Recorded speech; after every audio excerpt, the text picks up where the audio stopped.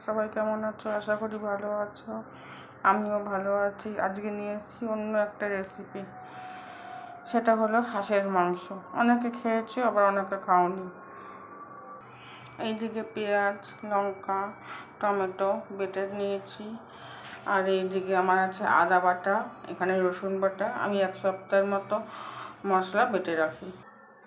মাংসটা কড়াইতে দিয়ে নিয়েছি, এবার একে একে সব মশলা আর গুঁড়ো মশলা দেবো। সব মশলা দেওয়া হয়ে গেছে।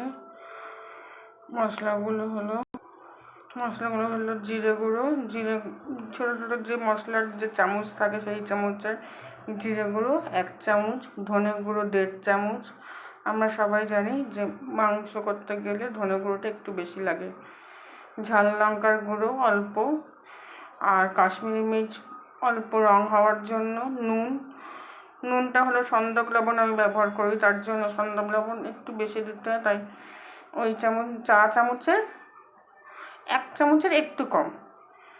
আর সরষের তেল একটু বেশি দিতে হয়েছে, কারণ এটা শীতকালে হাঁসের মাংস করলে তেল কম যায়, আর গরমকালে করা হচ্ছে বলে একটু তেল বেশি দিতে হচ্ছে। আর হলুদ গুঁড়ো ছোটো চামচের 1.5 চামচ। তার সাথে চা চামচের 1 চামচ হলো আদা বাটা, রসুন বাটা একটু বেশি 2 চামচ রসুন বাটা, আর পেঁয়াজ, লঙ্কা, টমেটোর যে পেস্টটা, এইখানে প্রায় 1 কেজি মতো মাংস আছে, তার জন্য ছোটো ছোটো 4টে পেঁয়াজ, আর বড় পেঁয়াজ হলে 2টো পেঁয়াজ দিতে হবে। দিয়ে এবার তেল দিয়ে ভালো করে মাখিয়ে বসিয়ে দেবো, কারণ এই মাংস হতে অনেক সময় লাগে। মাংসটা মেখে বসিয়ে দিয়েছি, এখন শুধু কষাতে হবে। এই মাংস করতে প্রায় 2-3 ঘন্টা লাগে। কষিয়ে যখন নরম হয়ে আসবে তখন গরম জল দিয়ে ফুটতে দিতে হবে। আমি আবার একটু বাদে ফিরে আসছি। আবার ফিরে এলাম, এখনও কষানো চলছে। যত কষানো হবে তত এটা টেস্ট হয়। এই যে প্রথমেই বলেছিলাম 2 থেকে 3 ঘন্টা লাগবে এই রান্নাটা, কিন্তু প্রেসারে হবে না। প্রেসারে করলে ভালো হয় না, কড়াতেই করতে হবে এবং গ্যাসটা সিম করে নিয়ে করতে হবে।